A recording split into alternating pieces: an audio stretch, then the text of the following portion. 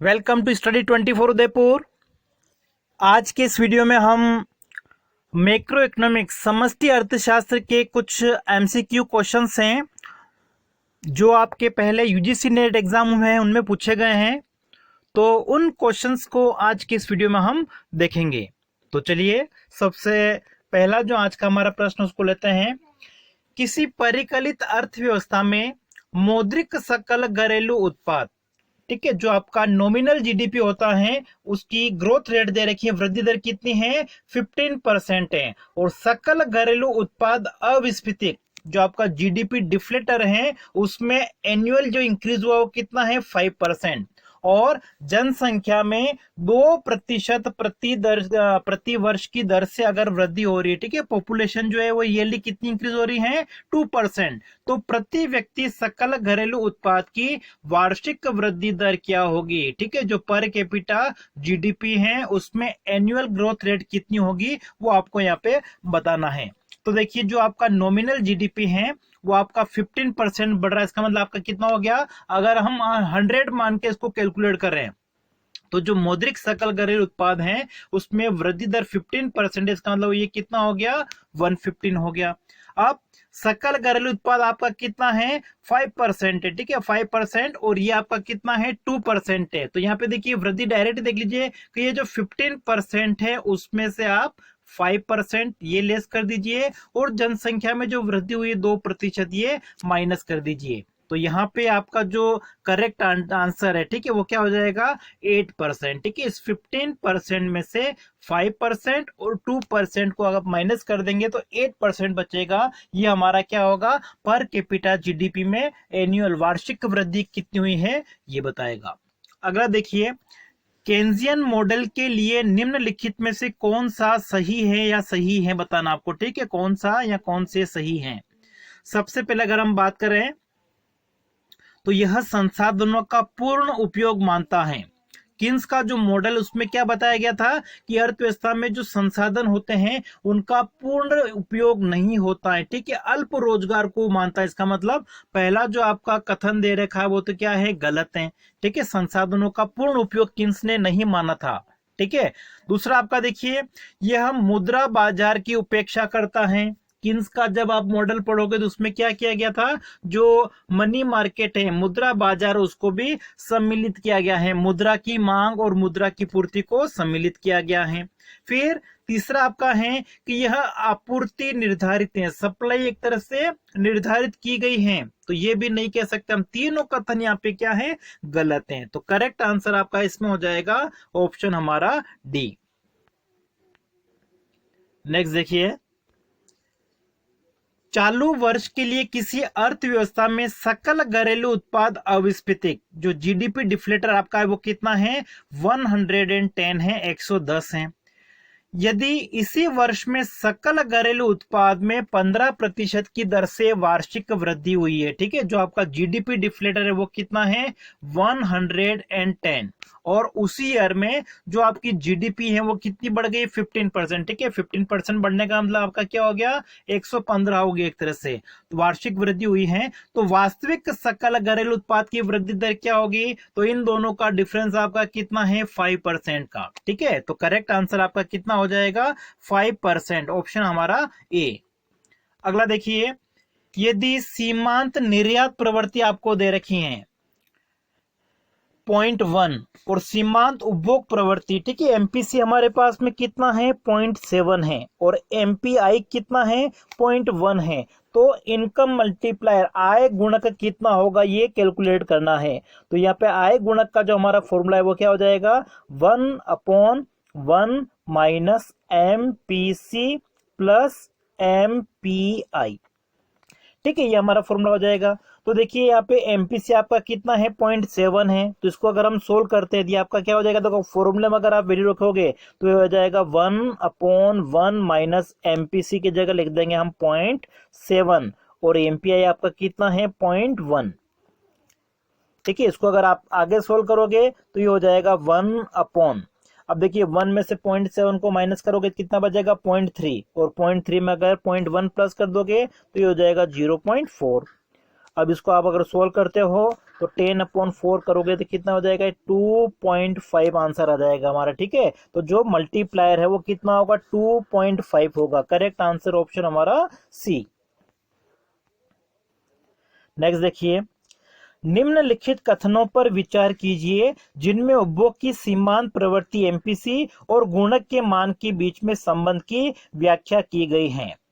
देखिए, जो मल्टीप्लायर आपका होता है, गुणक जो होता है वो किसके ऊपर निर्भर करेगा, एमपीसी के ऊपर निर्भर करता है, सीमांत उपभोग प्रवृत्ति के ऊपर निर्भर करता है। मतलब अर्थव्यवस्था में लोग जितना ज्यादा कंज्यूम करेंगे, कंजप्शन जितना ज्यादा होगा, जितना ज्यादा उपभोग होगा, जो मल्टीप्लायर की वैल्यू है, गुणक का मान उतना ही क्या होता है, ज्यादा होता है। ठीक है, जितना एमपीसी ज्यादा होगा, गुणक का मान उतना ही ज्यादा होता है। तो देखिए, फर्स्ट आपका लिखा हुआ है कि एमपीसी जितनी कम होगी, गुणक का मान उतना ही कम होगा। दूसरा कथन हमारा है, एमपीसी जितना अधिक होगा, गुणक का मान उतना ही अधिक होगा। और यदि एमपीसी बराबर 1 है तो जो गुणक का मान है वो कितना होगा, अनंत होगा। ये 3 कथन हमारे पास में है। तो देखिए, मैंने आपको अभी बताया था कि एमपीसी का मान जितना अधिक होता है, गुणक का मान उतना ही अधिक होगा। इसका मतलब एमपीसी की वैल्यू अगर कम है तो गुणक का मान उतना ही क्या होगा, कम होगा। और एमपीसी बराबर अगर कितना है, 1, तो गुणक का मान कितना होगा, अनंत होगा। ठीक है, जैसे देखिए, जो मल्टीप्लायर होता है, गुणक का फॉर्मूला आपका क्या होता है, 1/1 माइनस एमपीसी। और एमपीसी अगर आपकी कितनी है, 1। ठीक है, तो 1 माइनस 1 करोगे कितना हो जाएगा, 1/0। और 1/0 का मतलब क्या होता है, अनंत होता है। इसका मतलब यहाँ पे आपके तीनों कथन जो है वो सही हैं। ठीक है, तो यहाँ पे देखिए, जो ऑप्शन हमारा है वो कहीं लिखा हुआ नहीं है कि तीनों होने चाहिए। ठीक है, 1 2 3।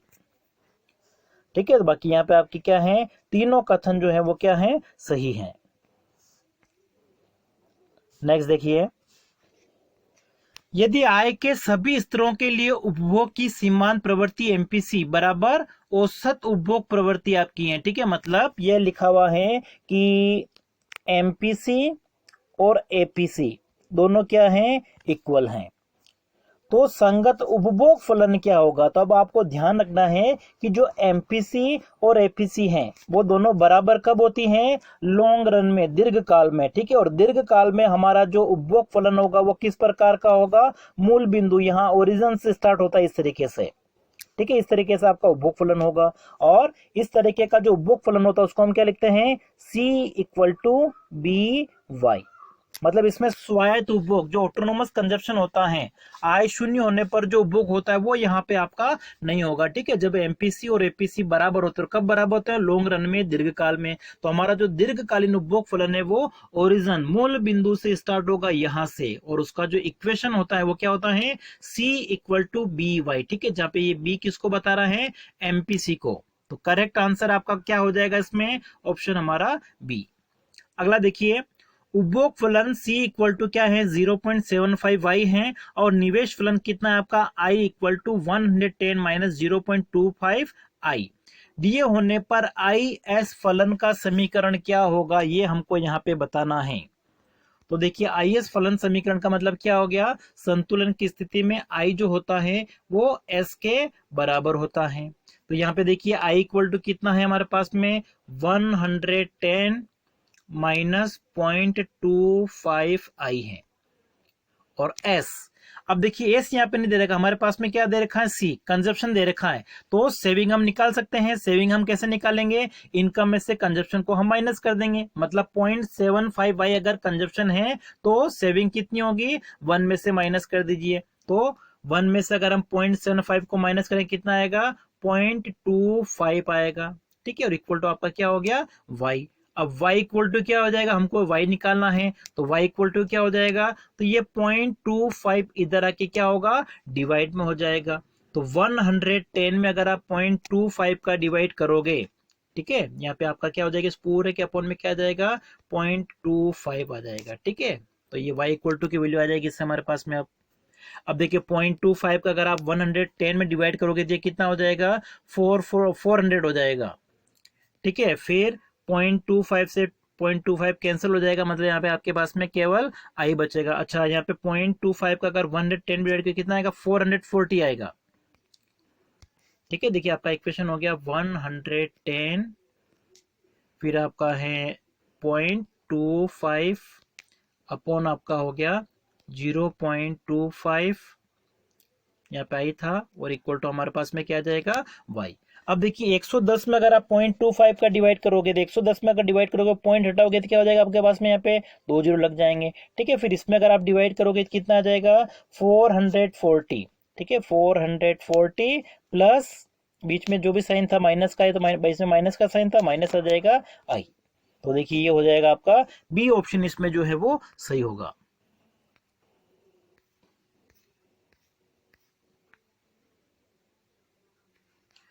अगला देखिए 1869 से 1929 की अवधि के लिए अमेरिकी आर्थिक आंकड़ों में साइमन कुजनेट्स द्वारा आसंजित किए गए उपभोग फलन के संबंध में निम्नलिखित कथनों पर विचार कीजिए। पहला कथन हमारा है, इस प्रकार आसंजित किए गए रैखिक उपभोग फलन में कोई भी स्थिर पद प्रतीत नहीं हुआ। मतलब जो साइमन कुजनेट्स का उपभोग फलन था, देखिए उपभोग फलन का आपका समीकरण क्या होता है, C equal to A plus B Y होता है। लेकिन साइमन कुजनेट्स में ये आपका ए की जो वैल्यू होती है वो क्या होती है, स्थिर होती है। लेकिन साइमन कुजनेट्स का जो कंजप्शन फंक्शन था, उपभोग फलन था, उसमें ए नहीं था। ये मतलब स्वायत्त उपभोग की उसने बात नहीं की थी। उसका जो उपभोग फलन वो क्या था, C equal to B Y. इसका मतलब इनका जो उपभोग फलन था उसमें कोई भी स्थिर पद नहीं हुआ। ठीक है, ये आपका जो स्थिर पद होता है वो नहीं था। इसका मतलब पहला कथन आपका क्या है, बिल्कुल सही है। दूसरा क्या है, एपीसी और एमपीसी में बहुत अधिक भिन्नता नहीं थी। उन्होंने जो कैलकुलेशन की थी इस अवधि में, ठीक है, लगभग ये आपके जितने भी वर्ष हो रहे हैं उन वर्षों में उन्होंने जो अध्ययन किया था, 50-60 वर्षों का जो अध्ययन किया था, तो उसके आधार पर अगर देखा जाए तो जो एपीसी आई थी, ठीक है, एपीसी की वैल्यू कितनी आई थी, लगभग 0.9 के आसपास आई थी। ठीक है, 0.87 या हम 0.9 कह सकते हैं। ठीक है, अलग अलग अवधि की जो उसने गणना की थी, तो एपीसी कितनी आई थी 0.9, और जो एमपीसी थी उसकी वैल्यू भी क्या थी, ज्यादा थी। इसका मतलब क्या हो गया, इन दोनों में किसी मतलब डिफरेंस था लेकिन बहुत ज्यादा डिफरेंस नहीं था कहने का मतलब। ठीक है, इसका मतलब क्या हो गया, मेरे हिसाब से आपका यहाँ पे दोनों कथन सही होने चाहिए। ठीक है, तो करेक्ट आंसर हो जाएगा आपका ऑप्शन सी। अगला देखिए, त्वरक मॉडल निम्नलिखित किनमें परिवर्तन के द्वारा निवेश में परिवर्तन का निर्धारण का पूर्व कथन करता है। ठीक है, जो आपका त्वरक है एक्सीलरेटर, वो क्या बताता है, किसी अर्थव्यवस्था में उपभोग में परिवर्तन होने से निवेश में कितना परिवर्तन होगा। ठीक है, उपभोग में परिवर्तन होने से निवेश में जो परिवर्तन होगा वो आपका क्या होता है, त्वरक। तो उपभोग की जगह यहाँ पे उत्पादन लिखा हुआ है, तो करेक्ट आंसर आपका क्या हो जाएगा, ऑप्शन हमारा बी। अगला देखिए, एक अर्थव्यवस्था में बचत और निवेश फलन हमारे पास में दे रखे हैं, आय का साम्य स्तर क्या होगा। तो संतुलन की स्थिति में क्या होता है, S इक्वल टू आई होता है। तो S आपका क्या है, -100 plus 0.2y equal to -30 plus 0.1y। ठीक है, अब देखो y को एक तरफ ले आओ तो 0.2y में से ये आपका प्लस वाई इधर आके क्या हो जाएगा 0.3y इक्वल टू, ये आपका -30 है, और प्लस का 100 इधर आके क्या हो जाएगा, आपका माइनस का 100 है, इधर आके हो जाएगा प्लस का 100। तो ये आपका हो जाएगा 70 बचेगा प्लस के, और इधर आपका बचेगा 0.3y।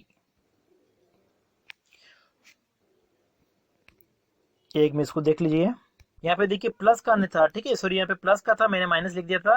ये आपका देखिए -100 plus 0.2y equal to -30 plus का 0.1y है। अब देखो y वालों को इधर लाइए, तो ये प्लस का 2y इधर है, और उधर से अगर आएगा तो ये माइनस हो जाएगा। मतलब 0.2y में से 0.1y को माइनस करेंगे, कितना बचेगा, 0.1y बचेगा इधर। ठीक है, प्लस का बचेगा, इक्वल टू माइनस का 30 उधर है, और माइनस का 100 अगर उधर जाएगा तो प्लस का 100 हो जाएगा। प्लस के 100 में से 30 को माइनस करोगे, कितना आएगा आपका, ये 70। तो y इक्वल टू कितना हो जाएगा, 70 में 0.1 का हम डिवाइड कर देंगे, तो कितना आ जाएगा आपका, ये 700 आ जाएगा। मतलब आंसर आपका कौन सा हो जाएगा, डी हो जाएगा। अगला देखते हैं, निम्नलिखित सूची को सुमेलित कीजिए। ठीक है। समग्र मांग एग्रीगेट डिमांड जो होती है, एग्रीगेट डिमांड आपका क्या होता है, सी प्लस आई। ठीक है, तो ये सी प्लस आई आपका है, तो सबसे पहले आपका आएगा सेकंड ऑप्शन।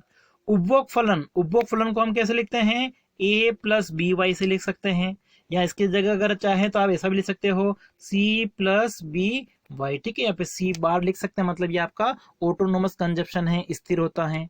तो सबसे पहले आपका आएगा ये, उपभोग फलन के लिए आपका आ जाएगा ये। समग्र पूर्ति को हम कैसे लिखते हैं, एग्रीगेट सप्लाई आपकी होती है सी प्लस एस के बराबर होती है एग्रीगेट सप्लाई। और बचत फलन जो होता है वो उपभोग फलन का जस्ट अपोजिट होता है। ठीक है, तो ये अगर ए प्लस बी वाई है तो बस यहाँ पे क्या आ जाएगा, माइनस ए आ जाएगा। ठीक है, मतलब ये आपका हो गया। और ये बी जो है यहाँ पे क्या है, एम पी एस है, और इसमें जो ये बी है वो क्या है, एम पी सी है। ठीक है, तो इस हिसाब से आप देख लीजिएगा जो भी आपका कूट सही होगा। अगला देखिए, निम्नलिखित को सुमेलित करना है। यहाँ पे भी हमारे पास में एमपीसी या एमपीएस की वैल्यू हमको दे रखी है सूची 1 में, और सूची 2 के साथ में सुमेलित करना है। तो देखिए आपको यहाँ पे एक फॉर्मूला याद रखना है कि जो मल्टीप्लायर होता है उसका फॉर्मूला क्या होता है, 1/1 माइनस एमपीसी। और एमपीएस अगर दे रखा हो तो क्या हो जाएगा फॉर्मूला आपका, 1/1 माइनस एमपीएस। ठीक है, दोनों फॉर्मूले क्या है, सेम है। तो इन फॉर्मूले से अपन क्या करेंगे, मल्टीप्लायर निकालेंगे, गुणक का मान निकालेंगे। तो देखिए सबसे पहले आपका एमपीसी कितना दे रखा है, 0.2। तो एमपीसी अगर 0.2 है तो मल्टीप्लायर कितना होगा, 1/1 माइनस एमपीसी की जगह लिख दिया आपने 0.2। 1/1 में से 0.2 को माइनस करेंगे कितना आएगा, 0.8 आएगा। और इसको अगर आप सोल्व करोगे तो कितना जाएगा, 1.25। तो सबसे पहले आपका कितना आना चाहिए, 1.25 आना चाहिए, मतलब आपका ये होगा। उसके बाद में देखिए एमपीएस कितना है, 0.5 है सेकंड में, तो एमपीएस जब 0.5 होगा तो मल्टीप्लायर कितना होगा, 1 डायरेक्ट एमपीएस लिख दीजिए, मतलब 0.5। तो ये क्या आ जाएगा आपके पास में, 2 आ जाएगा। ठीक है, तो फिर आपका क्या आना चाहिए, 2 आना चाहिए।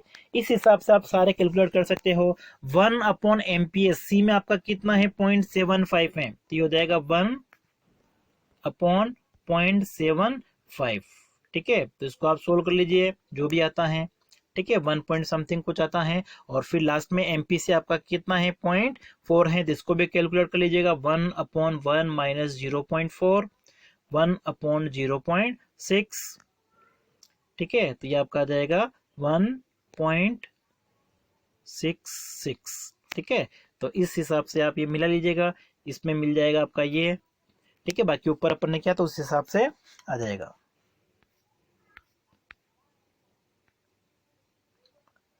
नेक्स्ट देखिए, निम्नलिखित कथनों पर विचार कीजिए।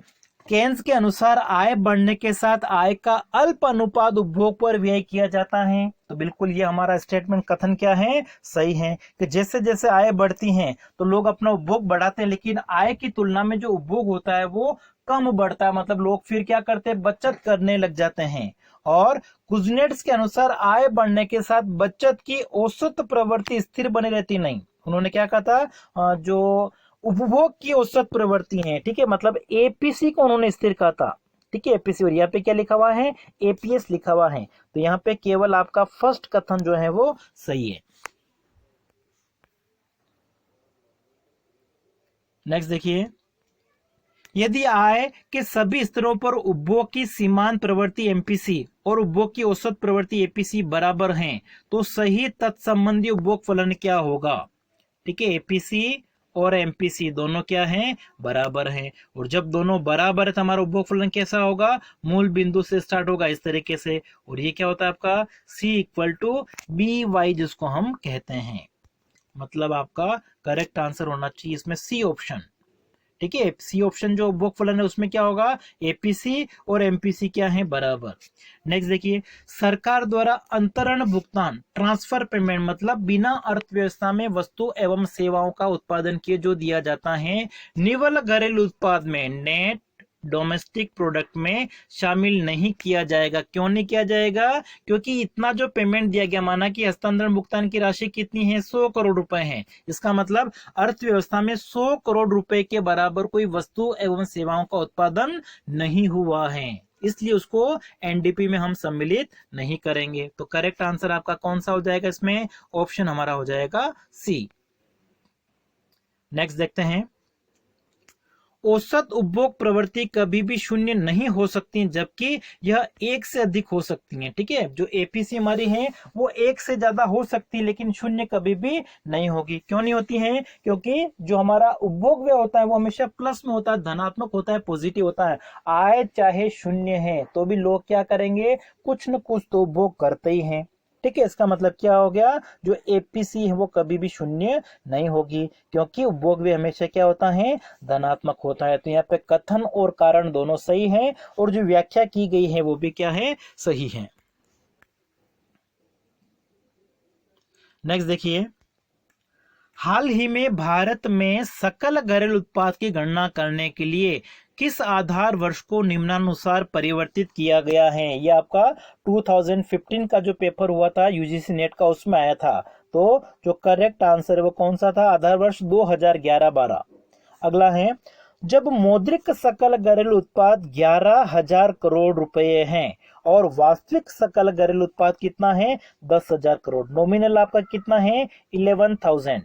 11,000 नॉमिनल है, मौद्रिक है, और रियल जीडीपी कितनी है? 10,000 है, 10,000। तो सकल घरेलू उत्पाद क्या होगा आपका? तो फॉर्मूला क्या होता है ये? ठीक है, इसको हम सोल्व कर लेते हैं। तो देखिए यहाँ पे 3 जीरो से 3 जीरो कैंसिल हो जाएगा, ये हो जाएगा आपका 1.1 को अगर आप मल्टीप्लाई करोगे 100 से तो ये कितना हो जाएगा? 110। नेक्स्ट लिखिए, अगला देखिए, रेखिक उपभोग फलन मूल बिंदु से गुजरेगा। देखिए क्वेश्चन आपका बार बार आया है अलग तरीके से घुमा के।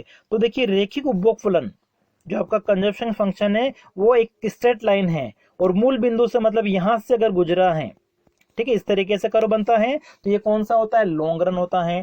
ठीक है, सी और सी इक्वल टू का इसमें फॉर्मूला आपका क्या होता है? सी इक्वल टू बी वाई होता है और सी इक्वल टू बी वाई। ठीक है, अब यहाँ पे क्या लिखा हुआ है देखो कि ऐसी स्थिति में क्या होगा, दीर्घकालीन आपका लॉन्ग रन है और लॉन्ग रन में क्या होता है?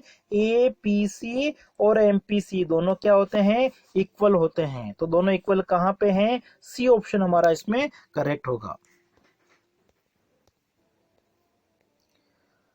अगला देखिए, निवेश निर्णय के सिद्धांत में सबसे उपयुक्त प्रतिफल दर वह है जो निव्वल वर्तमान मूल्य को, ठीक है, जो आपका एमईसी की अवधारणा पढ़ते हैं, एमईसी की अवधारणा, उसमें हम प्रतिफल की दर पढ़ते हैं। ठीक है, आर इक्वल टू 1 प्लस आई। ठीक है, आपकी प्रतिफल की दर है और ये जो मूल्य है, ठीक है, वो क्या हो जाना चाहिए? आपका शून्य हो जाना चाहिए। उसको हम उपयुक्त प्रतिफल दर कहेंगे। आपका सी ऑप्शन यहाँ पे करेक्ट होगा। नेक्स्ट देखते हैं, किन्स के अनुसार पूंजी की सीमांत कुशलता एमईसी जो होती है वो प्रत्याशित वास्तविक निवेश पर प्रतिफल की दर कितनी है उसको बताती है। ठीक है, तो इनमें से चारों में से कौन सा आंसर आपका सही होगा ये बताना है। तो अर्थव्यवस्था में जो वास्तविक निवेश किया जा रहा है उस पर प्रतिफल की दर क्या होगी उसको बताता है कौन? एमईसी। नेक्स्ट है, ड्यूजेनबरी की सापेक्ष आय परिकल्पना, रिलेटिव इनकम हाइपोथेसिस जो है ड्यूजेनबरी की, उसके अनुसार जैसे जैसे आय बढ़ती है वैसे वैसे उपभोग प्रकार फलन ऊपर की ओर बढ़ता जाता है। ठीक है, उपभोग फलन जो होगा वो आपका ऊपर शिफ्ट हो जाएगा, बिल्कुल सही है। और इसलिए क्या होगा, लेकिन उन्होंने क्या कहा था कि जो एपीसी होती हैं, औसत उपभोग प्रवृत्ति होती है, वो दीर्घकाल में क्या रहेगी? स्थिर रहेगी। तो सी ऑप्शन यहाँ पे आपका सही होगा। नेक्स्ट है, रोजगार संबंधी केन्स के सिद्धांत द्वारा निम्नलिखित में से कौन सा उपेक्षित था? ठीक है, अपेक्षाओं की जो भूमिका थी उसको उपेक्षित था। अगला है, ड्यूजेनबरी की भूतकाल आय की अवधारणा संबंधी के कौन से कथन सही हैं? वर्तमान उपभोग न केवल वर्तमान आय पर बल्कि पिछले वर्ष की आय पर भी निर्भर करेगा, बिल्कुल सही है। संकुचन और विस्तार के दौरान आय और उपभोग के बीच असममित संबंध होता है, ये भी सही है। ठीक है, संकुचन के समय में उपभोग में थोड़ी सी कमी होगी लेकिन विस्तार के समय उपभोग बहुत तेजी से बढ़ जाता है। उपभोग और आय संबंध अपरिवर्तनीय होते हैं, ठीक है, उनमें परिवर्तन नहीं होता है, ये भी सही है। और दबाव मतलब मंदी के दौरान आय की अपेक्षा उपभोग में थोड़ी सी कमी आती है, लेकिन विस्तार जो तेजी की स्थिति होती है, ठीक है, उसमें उपभोग में अधिक वृद्धि होती है। तो ये आपके चारों कथन यहाँ पे क्या है, सही है। तो डी ऑप्शन जो है हमारे यहाँ पे करेक्ट होगा। और फिर आज का अंतिम प्रश्न देखिए, परंपरावादी समष्टि प्रणाली में धन की मात्रा में वृद्धि के परिणाम स्वरूप क्या होगा। ठीक है, जो क्लासिकल थ्योरी है उसमें मनी की सप्लाई हम कह सकते हैं। ठीक है, मुद्रा की मात्रा अगर बढ़ेगी तो उससे क्या होगा, जो प्राइस लेवल है वो बढ़ जाएगा। ठीक है, कीमत स्तर में वृद्धि होगी और जो उत्पादन का स्तर है, रोजगार है, उस पर कोई प्रभाव नहीं पड़ेगा। ऐसा क्लासिकल इकोनॉमिक्स मानते थे कि जो मुद्रा की मात्रा होती है वो केवल कीमत स्तर को प्रभावित करेगी। मुद्रा की मात्रा बढ़ने पर कीमत स्तर बढ़ेगा। ठीक है, तो मूल्य स्तर में वृद्धि होगी और जो उत्पादन का स्तर है वो अप्रभावित होगा, मतलब उसमें कोई बदलाव नहीं होगा, रोजगार में कोई बदलाव नहीं आएगा। तो पहला और तीसरा हमारा यहाँ पे सही है। तो डी ऑप्शन जो है वो हमारा करेक्ट होगा। तो आज की क्लास में इतना ही। अभी ऊपर हमने जो क्वेश्चन किए हैं उनमें किसी प्रकार का अगर आपको कोई मिस्टेक लगती है तो आप कमेंट बॉक्स में बताइएगा, उसको मैं चेक करके फिर आपको बता दूंगा।